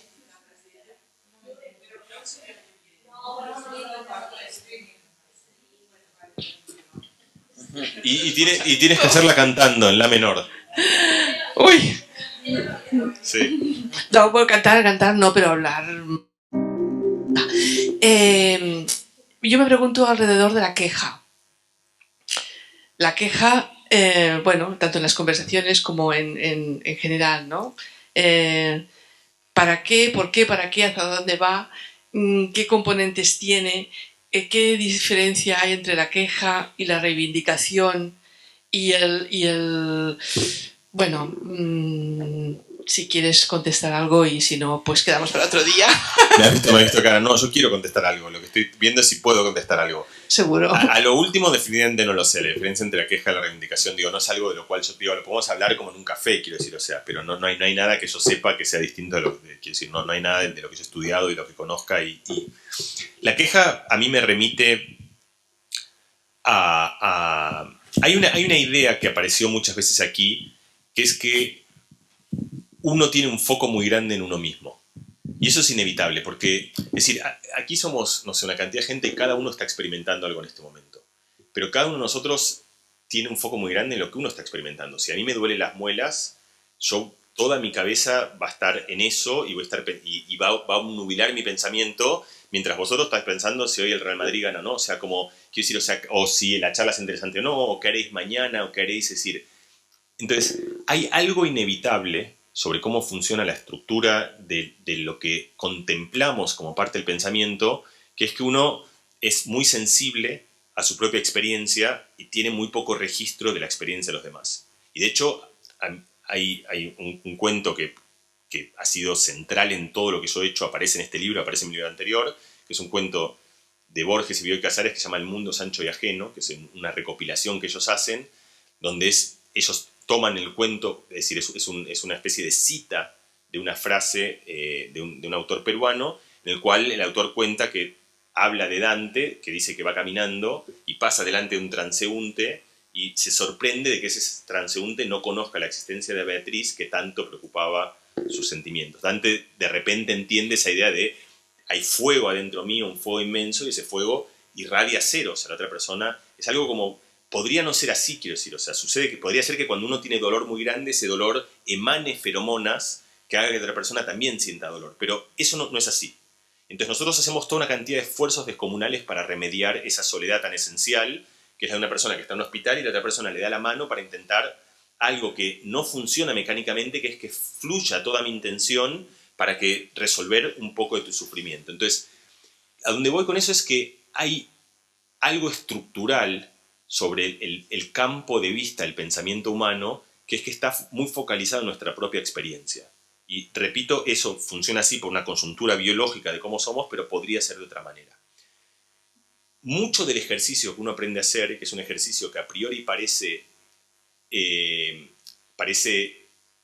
al principio contraproducente, pero uno va encontrando que es tremendamente funcional, es justamente el intentar revertir esa idea. Forma parte del corazón de todo lo que generalmente se llama mindfulness, o de cosas que hablamos aquí como la contemplación, pero además forma parte de la literatura, de la amistad, del amor, que es simplemente en el momento que uno entiende hay cosas que van más allá de mi propia experiencia mental, lo que le pasa al otro, lo que siente el otro, y que eso no solo tiene un valor de belleza, de que es bonito un mundo en el cual a ti te importa lo que le pasa al demás, sino que tiene un valor de que hay un momento que entiendes que tu vida es mejor cuando pasa eso, porque justamente sales de ese foco tan obsesivo en cada una de tus molestias y tus dolores, y tu rodilla, y tu garganta, y tu tristeza, y tu trabajo, y lo que no te ha salido. Y hay un momento que entiendes que la vida es mejor cuando esa pulsión tan grande de pensar todo el tiempo sobre lo que a uno le pasa. Entonces, la queja tiene que ver con eso. La queja forma parte no solo de que tú quieres atender a tu propio pensamiento, sino que quieres que los demás lo hagan. Y tú le dices a los demás, señores, estoy sufriendo.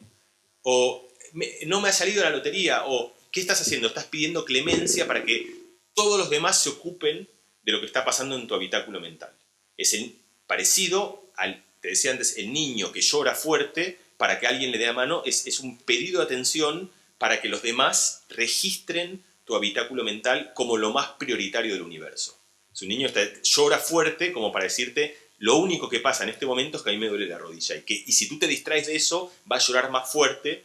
Y eso está bien, porque si no tuviésemos esa pulsión, y lo piensas hace miles de años en la vida evolutiva, uno se quedaría en el camino. Entonces uno es un bicho que clama por su propia necesidad y clama fuerte porque uno aparece esa especie de virus evolutivo que hace que tengamos tanto énfasis en uno mismo. Pero luego uno entiende justamente que esto que tiene que ver con, por lo menos en un momento antiguo de la historia de la vida, con un ánimo de supervivencia, hoy, en una realidad muy distinta, termina siendo tóxico.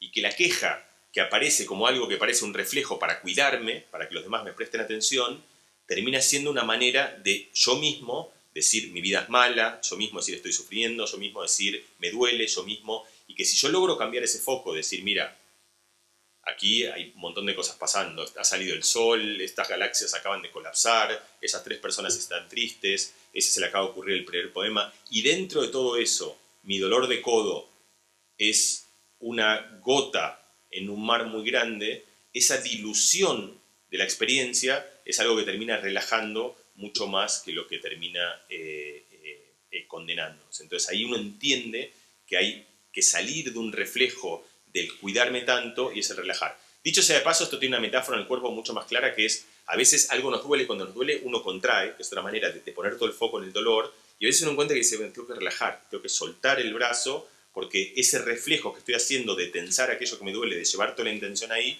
lo que tengo que hacer simplemente es intentar relajarlo. Entonces, ahí aparece algo que es contemporáneo en la historia de la vida. O sea, esto era algo que, por supuesto, cuando tu preocupación era comer y que no te coman hace mucho tiempo en la historia de la vida, todas estas cosas que estamos hablando eran... O sea, lo único que tienes que hacer es cuando tienes hambre gritar y está claro. Pero ahora que estamos en una situación muy distinta, vivimos en un mundo muy atípico en la historia de la vida, entonces esta situación empiezan a aparecer estas ideas sobre cómo podemos hacer para regular aquellas cosas que son tan estructurales y tan idiosincráticas de nuestro pensamiento, que en última instancia van a esta necesidad de poner un foco tan alto en sí mismo. Con esta última pregunta damos por finalizado el evento. Muchísimas gracias, Javi, por tus metáforas visuales que son impresionantes. Muchísimas gracias, Mariano, por tu sabiduría y tus conocimientos y haberlos compartido con nosotros. Y muchísimas gracias a la gente que está en streaming y a la gente que ha venido a verlo. Muchas gracias.